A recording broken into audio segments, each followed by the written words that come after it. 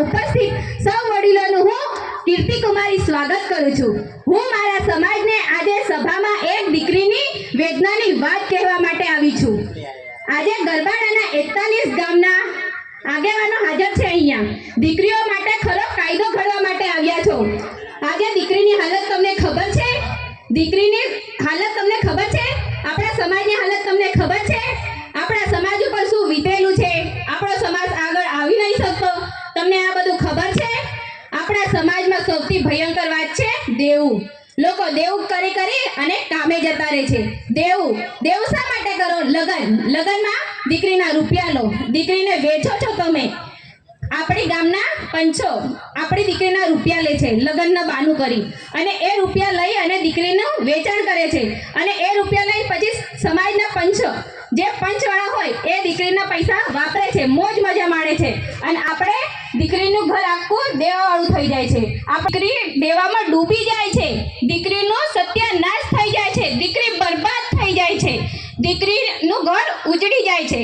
શું તમને ખબર છે? શું આ સમાજને ખબર નથી? તમને જોવાતું નથી? આ આપણી દીકરીને કેટલી વેદની પડે છે। આજે લગ્ન બંધારણનું એવી હું વાત કરવા માટે આવી છું। આપણે બધાએ એક નવું બંધારણ ઘડવાનું છે લગ્ન માટે, દીકરીઓનું સુખી જીવન માટે, દીકરીઓનું સારું જીવન માટે, સારા ભવિષ્ય માટે। આપણે સોનું લઈએ, ચાંદી લઈએ, ખબર છે આજે સોના ચાંદીનો ભાવ? એને શું કરવાનું? ક્યાં પહેરી જવાનું એટલું મોંઘું? આપણી દીકરી બિચારી ત્યાં જઈને શું કરે? વેલા કરે છે।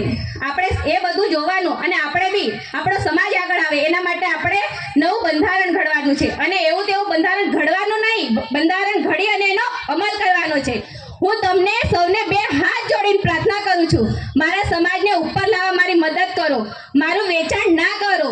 તમે મારી ભાવના સમજો। હું ભણી ગણીશ, નોકરી કરીશ, અને મારા સમાજને આગળ લાવીશ, મારા પરિવારને કામ ધંધો આપીશ।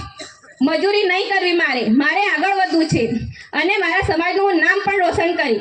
હજી હું એક વાત કહેવા માંગુ છું। આજે મારી સામે આખા 41 ગરબાડાના માણસો, લોકો, ભાઈઓ અહીંયા હાજર છે, તો તમારે આ બધાએ મારી વાત સાંભળવાની છે, અને આ કાયદો તમે ગરબાડાના આખું પંચ આપણે સૌએ આજથી જ અત્યારથી જ પાલન કરવાનું છે, દીકરીના ભલા માટે, આપણી દીકરી માટે। હું તમને અહીંયા ઉપસ્થિત સૌ મહાનજનો, પૂજારાઓ, સરપંચશ્રીઓ પ્રાર્થના કરું છું કે તમે મારા સમાજને આગળ લાવવા માટે પ્રયત્ન કરજો। જય જોહાર।